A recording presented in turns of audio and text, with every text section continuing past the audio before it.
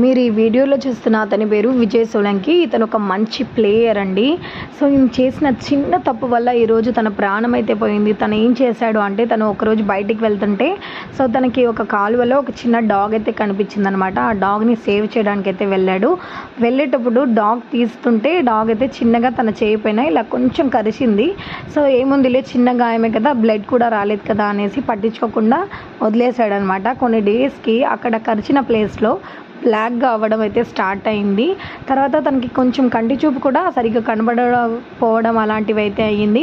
వాటర్ని చూస్తే కూడా తనకి భయం రావడం, గుండెలో కొంచెం మంటగా కనిపించడం, గొంతులో మంటగా కనిపించడం, ఇలాంటి లక్షణాలన్నీ వస్తే తన డాక్టర్ దగ్గరికి వెళ్ళి చూస్తే తనకి రేబీస్ వచ్చిందని అయితే తెలిసిందనమాట. సో రేబీస్కి అయితే అస్సలు ట్రీట్మెంట్ అయితే లేదండి. సో మనం ఇంట్లో డాగ్స్ని పెంచుకుంటూ ఉంటాం. చాలామందికి డాగ్స్ అంటే చాలా ఇష్టం అయితే ఉంటుంది. ఒకటి గుర్తుంచుకోండి, డాగ్ యొక్క సలైవా మన చేతి మీద పడ్డా కూడా మనకి రేబీస్ అనేది వస్తుంది. డాగ్ కరిస్తేనే కాదు, వ్యాక్సిన్ ఇచ్చిన డాగ్స్ కరిచినా కూడా మనకైతే రేబీస్ అనేది వస్తుంది. కంపల్సరీగా డాగ్స్ లవర్స్ అందరు కూడా చాలా జాగ్రత్తగా ఉండండి.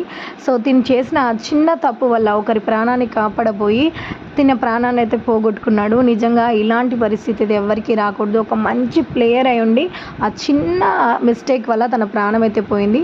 మీరు ఇలాంటి మిస్టేక్ అయితే చేయకండి.